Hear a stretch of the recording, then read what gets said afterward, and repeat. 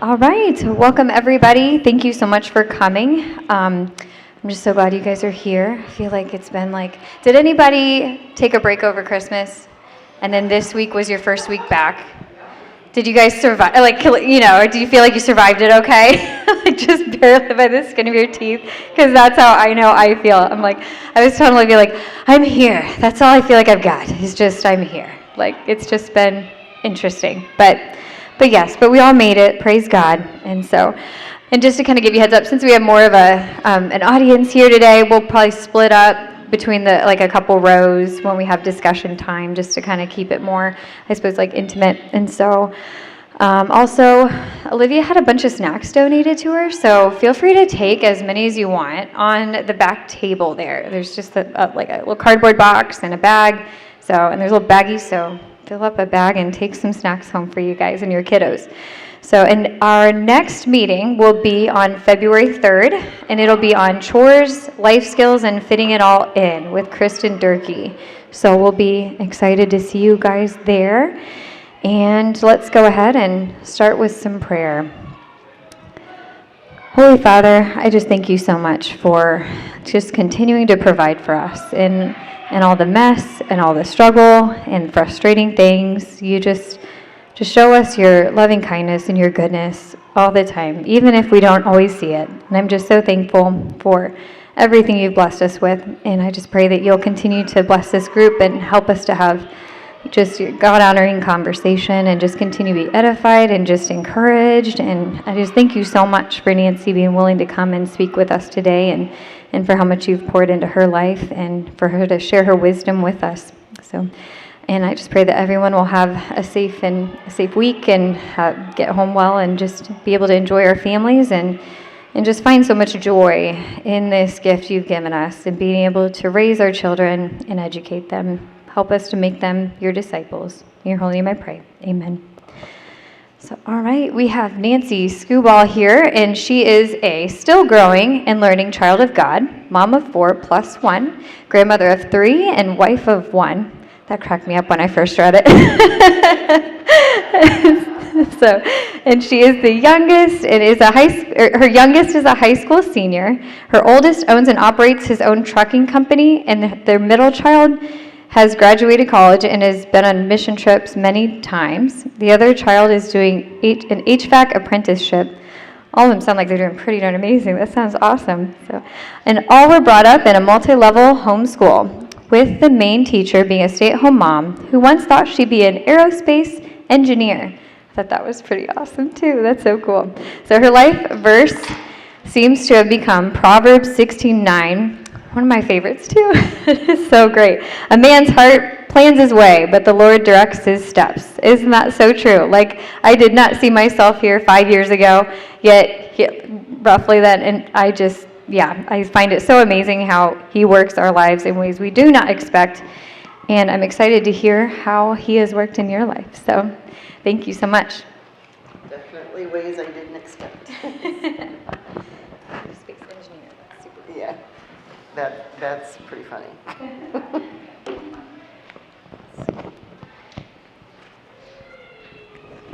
going to try not to yell. Is that working there? Or okay, couldn't tell. All right. Well, Nicole, right? No, you're Nicole. You contacted me. Okay. And what? Jen prayed about God pouring into my life, and that is so true, because there were many days where I would just say, I can't do this anymore. You got to do it, God, because it's not coming from me. So I find it a little bit funny to be up here speaking to you, because it hasn't always been easy. As if you've been homeschooling very long, I'm sure you know. And I don't care whether you have one child or you have, I don't know how many people have 15. I only had 4, but they were spread out over a little more than 10 years apart. So I did have a high schooler at the same time. I had a kindergartner, and even just before that. So it was homeschooling on multiple levels. When I actually saw the title of today, the one-room schoolhouse, I thought that was an interesting concept to pursue. So I'm going to kind of start with that. And the similarities to a one-room schoolhouse, there are some, but there are differences. And some of the similarities, I thought I would talk to my father-in-law. He went to a one-room schoolhouse and find out exactly how it worked. He doesn't really remember. But there are younger kids and there are older kids. And when older kids are doing things in front of the class, the younger kids hear it, even if they're supposed to be working on their work. And when younger kids are doing things, older kids are working on their work, but they hear that too, and it's kind of a review. So it kind of gives the younger kids a preview of what they're going to learn, gives older kids that review. And what my father-in-law said when other people were working, he's like, well, we just went through our book. He doesn't really remember how that works other than if he had a question. I'm sorry, I have a hair that's really bothering me. If they were supposed to raise their hand. I'm like, okay, well, I don't know if that worked in your house, but I did implement that rule a few times. You got to raise your hand if you want to talk or ask a question, because it can get chaotic. But so what can you have your kids do while you're teaching other kids is probably a really big issue. And one thing that I heard at a talk once that I thought was a really helpful idea, although I didn't implement it this way, was to have they talked about having a basket attached to the desk chair, so they must use school desks. I don't know if you do that. But one that's either under their seat or really close so they don't have to get up and go very far if you're needing to do something with somebody else. Whether that's like copy work, you can get all kinds of workbooks just like at Walmart or wherever that just has stuff that reinforces for younger kids what they're doing. Maybe it's coloring books that's related to the topic you're doing with older kids, or toys that are related. A lot of those kind of things come in handy. And also maybe, books could be in that. One of the things this was for, I think this mom had a business. I'm hoping that's why she would be on the phone quite a bit. Because we really do need to turn our phones off to keep from being distracted with a lot of stuff. So the similarity is we have different ages of kids and they're doing different things at the same time. And we have to kind of figure out how to make that work. And for each family, that's going to look different. I did learn that you can be teaching a child something, and they can be, at the edge of the room or maybe almost into the next room on their head doing somersaults or whatever, and they can still be learning. It was a new concept to me, and maybe you all were prepared for that. But as long as you ask every once in a while, like pop quiz, if they're listening and they're not distracting the other kids from, that's kind of my parameter of what could be allowed, whether it was a problem for the other ones. The other thing at one-room schoolhouses is they did have breaks. They had recess or they had lunchtime that the kids went out, and that gives the teacher a break. It gives the kids a chance to let their brains kind of just re-engage in that. So breaks are important, and a break can be going outside. It can be getting a snack. Maybe just changing subjects can be a good break too. So I was pretty flexible with how those things went until my third child got old enough to get in the fridge and get his own snacks. And I said, you cannot have a snack before 10 o'clock, because otherwise I couldn't get done cleaning up the last thing before he was eating again. And all we did was, eat and clean up food, and it just wasn't working. So I did get really rigid with my time frame then. So, and some of you may work, a schedule is really great for some people that can do that. And if that works for you, go for it. But if it doesn't, don't get too concerned about that. I think that's important. But there are really some major differences from a one-room schoolhouse, and you can maybe guess. there's a time restriction in a one-room schoolhouse. The kids come at a certain time and they leave at a certain time, and you've got to get school done during that time. And at times I kind of felt like I was in a race with other homeschooling families because their kids would tell my kids that they were done at 11 a.m.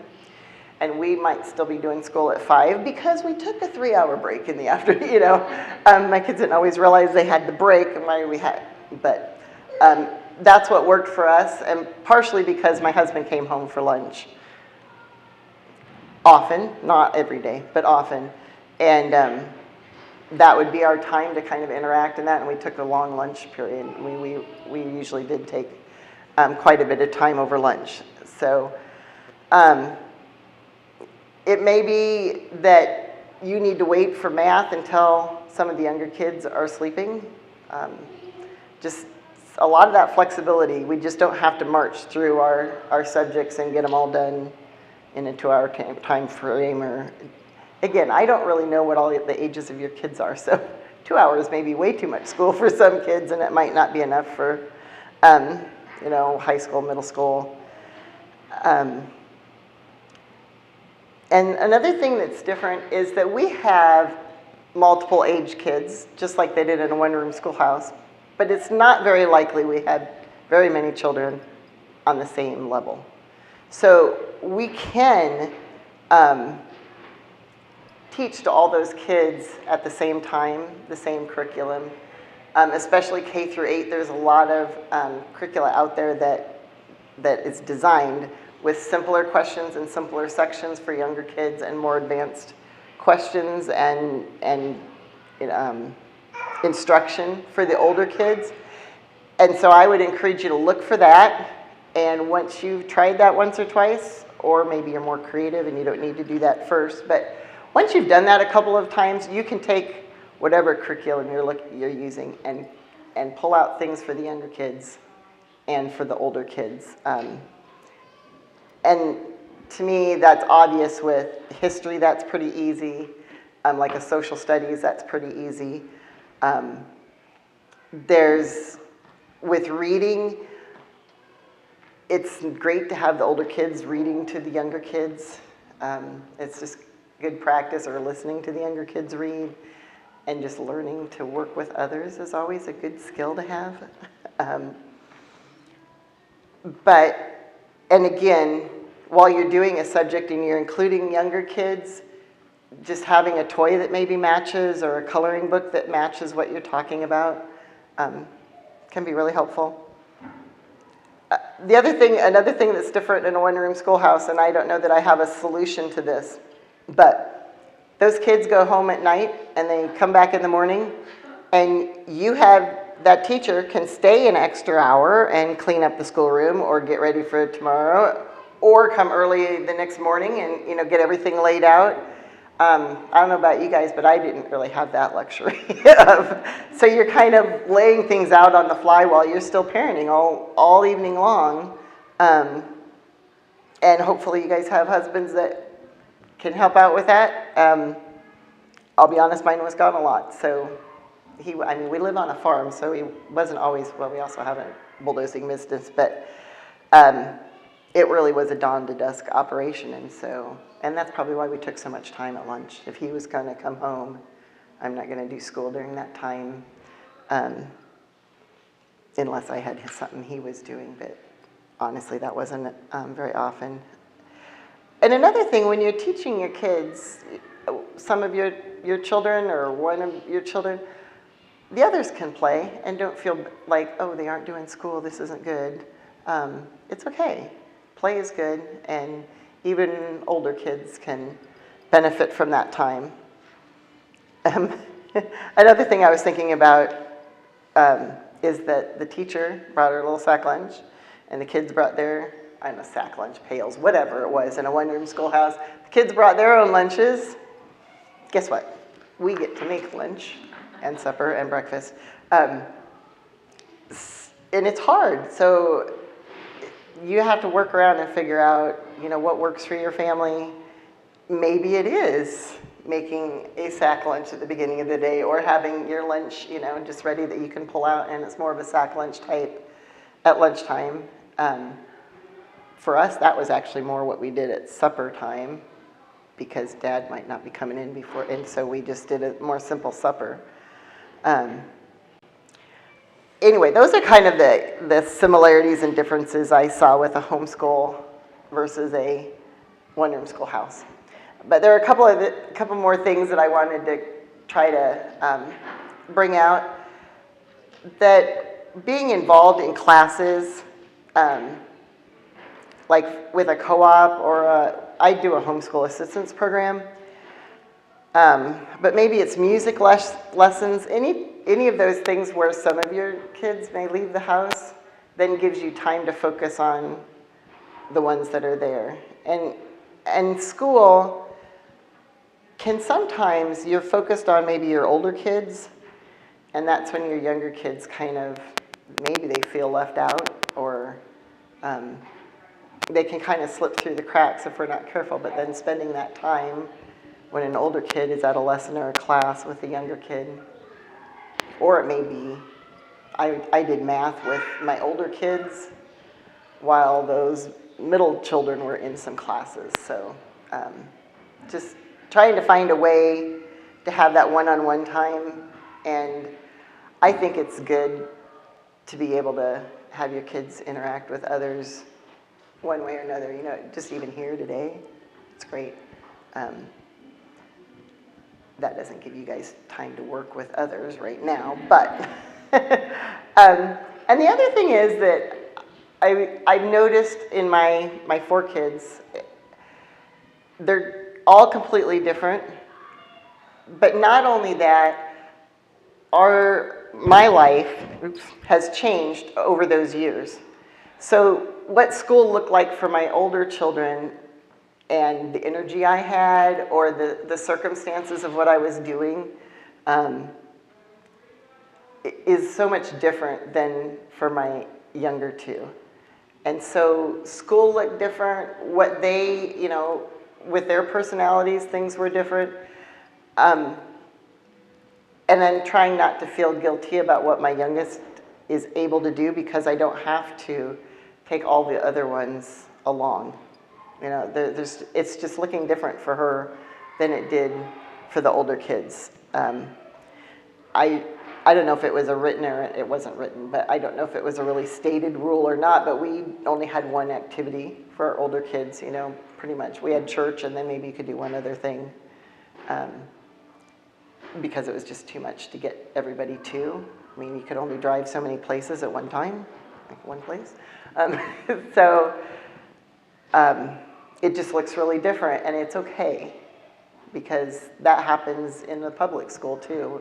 A child, the oldest child, can't do as many of the activities as a younger child can, just because of logistics and what's going on at home. I think sometimes, at least I have in my head, that you can group kids when they're younger and it doesn't matter as much. But then in high school, they've got to do all their own work. But even in high school, you can group, if you have a couple of high schoolers, you can group them together on multiple subjects. Even science can be, I mean, you probably want to do some general science before you do some of the bigger, but not necessarily. I mean, you can get away with biology without having had general science. You can get away with physical science without having all of that. And so if you have like a freshman and a junior, you can teach them the same, they can go through the same science so that they're doing it together, and you just come back and, you know, fill in those gaps that we're scared of, but even if you miss some. But so, you know, you just need to think through whether it really matters the order something's in, because all the curriculum out there is, you know, has an order it recommends, and the public schools do things in certain order,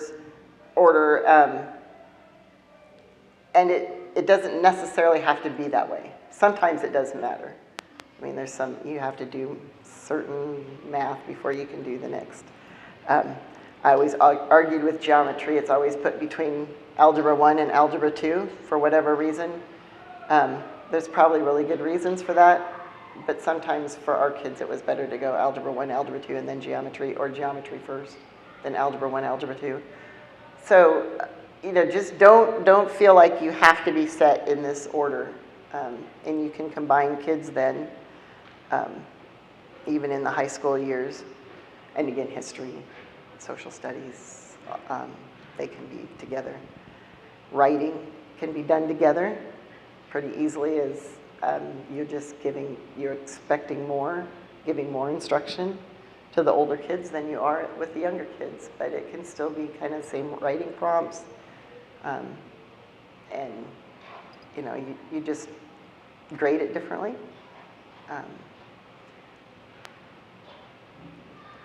One of the things, I'm going to see if I can walk over here. I was talking about those, like a basket or whatever. One of the things that I had our younger kids do, and I don't have the books. Do you guys know the Kumon, or I don't know if that's how you say it, Kumon? They are amazing books, and I couldn't find any in my house, probably because we used them up. But they have cutting and folding and tracing books. And I was going to let's see if I can show something this book is kind of along the same principle, so it's a Star Wars origami book. But Kumon has these pages that are all colored, and then the child learns to fold. And if they fold it right, they come up with, a special object that looks pretty nice, even if it's very simple for like 3-year-olds, 4-year-olds. They can learn to cut, they can learn to fold, and they, will have a simple maze or patterns that they're tracing just to develop that penmanship. I loved those books, I really did. They were excellent when I was trying to teach the high schooler and had the 4-year-old. Now, she was somebody that liked to cut and draw. My boys never liked pencils, or crayons, or colored pencils, or markers were great. That was something. Whiteboards, oh my word, those were the best things when I started figuring out that I could get individual ones and they could all do their own thing on that. And we did, being we live on a farm, there's some sort of a board that they put in hog buildings, hog sheds that they put up, and it comes in 4x8 sheets for like $20, and you've got a 4x8 sheet of whiteboard. And everybody can color on that at the same time. But we played things like hangman and stuff on the whiteboard. And one thing that we always did, and that kind of gets to the hangman, was an opening together, so that we always prayer, memory work. We always played a game. Again, I liked the teaching them to lose well. Some of those, it took longer to teach that to than others, and I still don't lose well. But anyway, the games were good, and like critical thinking, I called them, what did we call it? Brain exercise, I don't know, brain teasers. But do you know the critical thinking company? They have all kinds of brain teaser type books, whether they're, you fill out the squares, like you have last names and first names and trying to match that together because the little clues they put. There's just a lot of different books out there that kind of get your brain thinking, and a lot of them don't have to be just one age. So we could use those with others. I had a book, and I can't find it either because I think we overused it probably, because I used it multiple times. But it had all kinds of just different little activities that we could start our day with, and they were things that multiple ages could do. It wasn't just like a lot of math. It was just all kinds of different thinking things, and we would go through it together. Just kind of get our brains going and get the idea of being together. And we would sing. And another thing that we did, and this wasn't necessarily during our opening, but if I felt like I needed, obviously I'm not doing this now, but exercise can change your mentality a lot.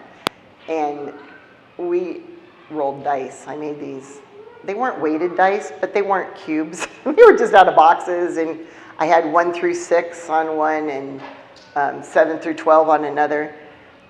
And I also had one with the dots, like a regular dice. So one of them had, and they would roll those, and if you're really young, you count the dots. And if you're older, you can add the numbers, or maybe you can add it or subtract the numbers, or maybe multiply, divide. And then we'd have another pile where we draw, sit-ups or push-ups or jumping jacks or whatever exercise you wanted to do. We had a number of different weird ones. But that was kind of a fun way to do some math and do it for, even the high schoolers, it's good to review your math facts and keep them fresh and keep going. And so that was fun for me and for them to do. Although sometimes they would complain when one child would get like 9 times 9 and decide to multiply it. And anyway, had to do a lot of sit-ups or push-ups.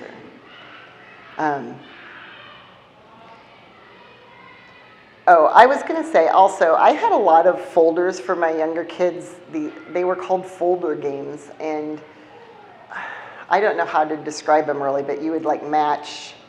One of them was like clock, so you'd have a clock face, and you'd have a digital time, and you'd match those.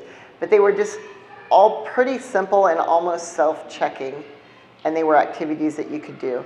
And I'm thinking now that a lot of that kind of thing is you could have it on tablets, which is a great tool as long as you use it well and limit its use. I think there's a lot of stuff out there that you guys have that I didn't have when my kids were younger. Let's see. So I don't know how long I was supposed to talk. I'm kind of coming to an end, but I was going to say that life is school. If you have a new baby, your kids are learning valuable life skills, whether changing a diaper, getting a bottle ready if you do that. Maybe they need to be fixing the meals while mom's taking care of the baby. It's amazing how young kids can, fix meals, and especially if you have something that's simple enough for them to do. My boys are really good at making macaroni and cheese from scratch. It used to be from the box, but they don't like that as well. My one will make it in some people might need this, but we didn't need a pot. My stock pot, my Dutch oven stock pot thing, it's this deep.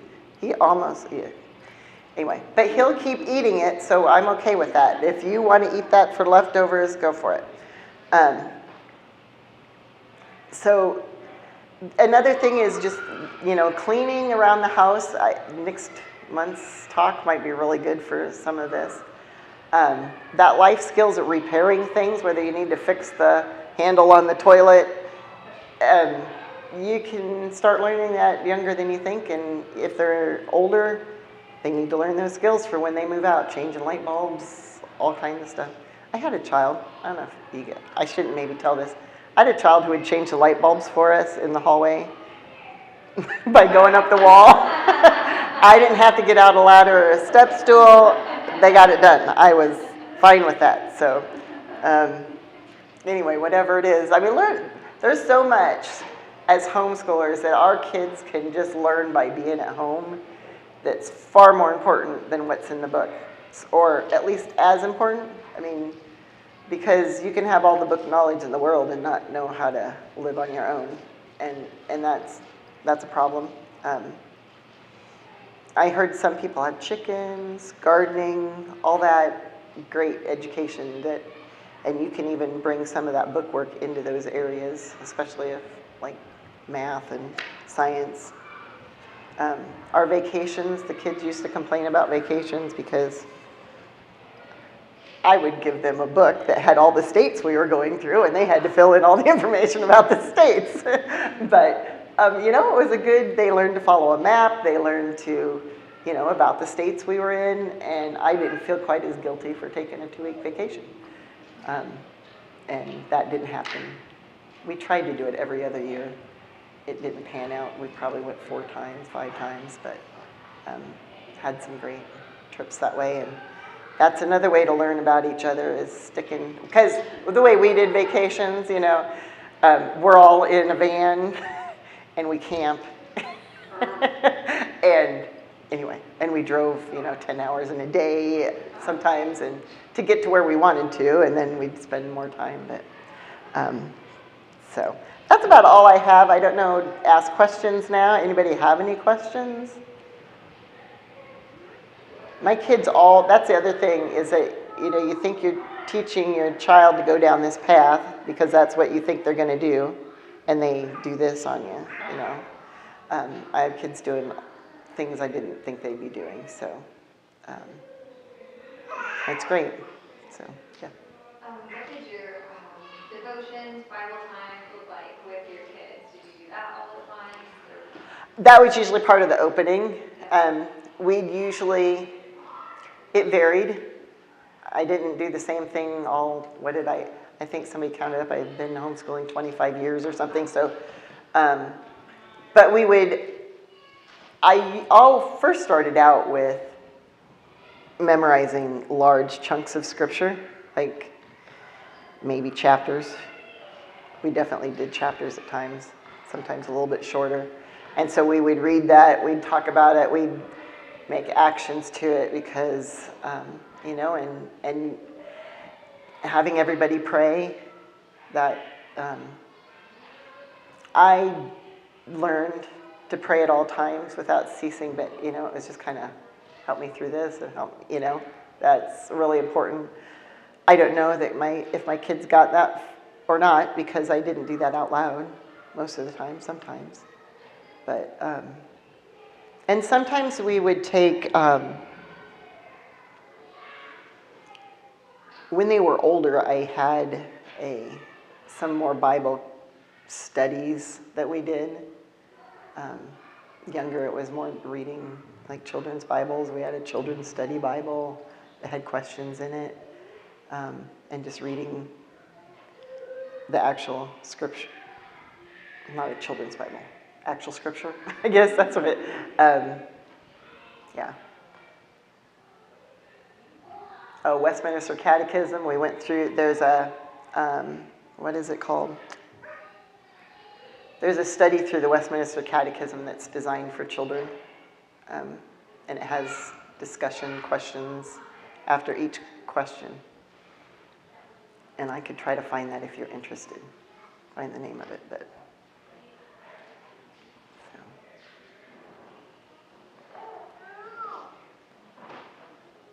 What was the place that you said you got those whiteboards? Washington Lumber. I mean, the lumber yards have them. It just. What did you say they were called? Yeah, so what they do in hog buildings is they just hose them down, right, with a power washer. So it's kind of like a plastic coating on I don't know if it's press board or what it is on the back side of it. But it's just like a piece of plywood that has this plastic coating on it. And so you could just ask for what they put up in hog buildings, or you can ask my husband because he knows what it's called. I don't. It's just the stuff they use in hog buildings. So now they do have kind of bumpy stuff or smooth stuff. You want the smooth.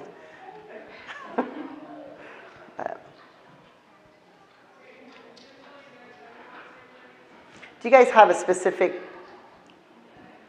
area where you struggle with how to school multiple kids?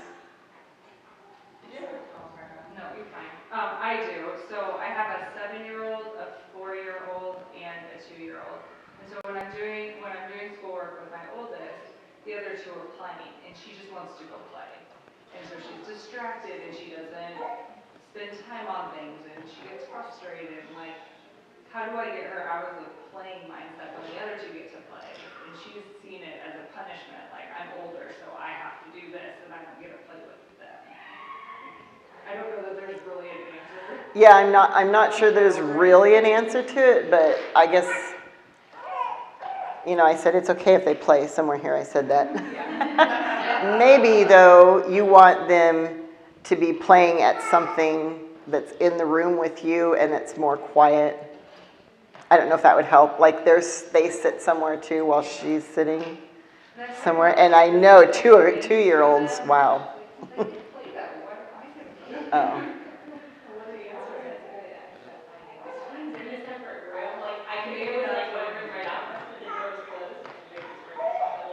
Yeah. Yeah, I did. I don't think I said that in here, that we don't have one-room schoolhouses. We do have multiple rooms, and that has been a lifesaver for me. It's like, you guys are in that room, we're over here, don't disturb us. I heard one lady one time said, unless you're bleeding profusely, don't interrupt, Don't bother mom in the bathroom was her thing. But so we do have to allow our kids, I think, to play on their own, But I would, a 2-year-old is really hard, because especially if it's you have an active 2-year-old that wants to yeah, I have a not quite 2-year-old grandson right now, and I mean, it's, bouncing or just moving all the time. And All his Christmas gifts have noise. oh, you need some new relatives or friends or whoever gives you, no, just kidding. I've given things to my grandkids, and Dad seems to, the batteries just keep falling out of it. I don't know how it happens, but they keep falling out of it. So, yeah, that's hard when it's noisy. And so, I guess not allowed to play with the new. I send the younger ones downstairs. Mm-hmm. Yeah. It's not an easy, it's a balancing act. And sometimes you only have 5-minute increments to work with the older kids, because that's all you can get a toddler to stay at something. That's just kind of the reality of it, and it's got to work in, and that's why those naps are really important. Which they always tell the moms to nap when your kids are, but I don't know where that balance is, because you've got to take a nap, but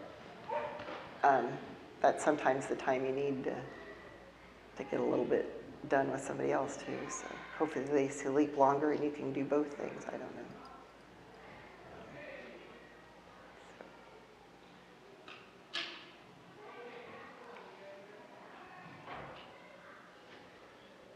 I was just going to ask if you had a routine every day, or if you kind of just started when you just kind of woke up and started when the kids, when you kind of just got right, and everyone's awake, or if you, what worked well for you?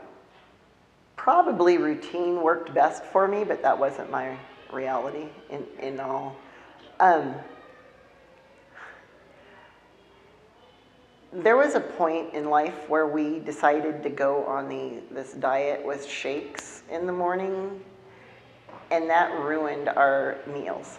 We've never gotten back to, I used to, and this is not necessarily a good thing, but I used to make breakfast, lunch, and supper, and we all sat down at all those times. And so then right after and we'd do breakfast when my husband was there, so it was probably 6 o'clock in the morning. And I don't know, my grandkids are like this. They get up then. My high schoolers they don't get up at that time, but unless they have to go to work or something. So that would start our day pretty well in the morning. I always kind of dreaded lunchtime, because then things kind of fell apart more. I always thought it was a good idea, nap time, quiet time, we'll read during, after lunch. And I did switch that up after a while, because my kids will still tell you stories about how my sentences would, because we would do read alouds for all ages. We would read books aloud, and if there was little one, I also had them try to read on their own. But yeah, when I fell asleep, then that's when chaos happens. That's when the playroom is like all over the house, So I've noticed that now, if I get a text or something and I look down at my phone, that's when, if I have grandkids over most mornings, and if I look at that phone, it's like they will be playing nicely, and they hear that ding on my phone and they think she's going to look away, even though they're playing in another room. And then things just start. So I don't know. Just be careful with your phones. That's all I can say, because they're addictive, and but the kids know. The kids know instantly when you're not paying attention. Even if, I can be in the kitchen cleaning up or whatever, and they can be in a playroom which is 2 rooms away, and everything is going fine until a text comes. They just hear that and they just know. Grandma's going to read that text, So,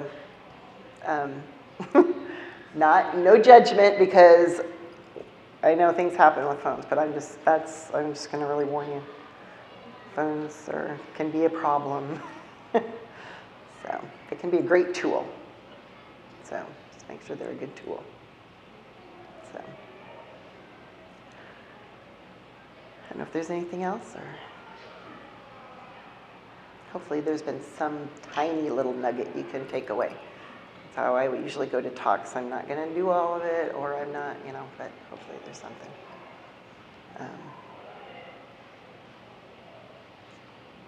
Good.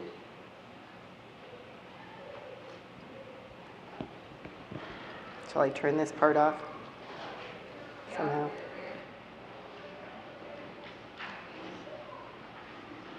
Thank you very much. Oh, that's okay.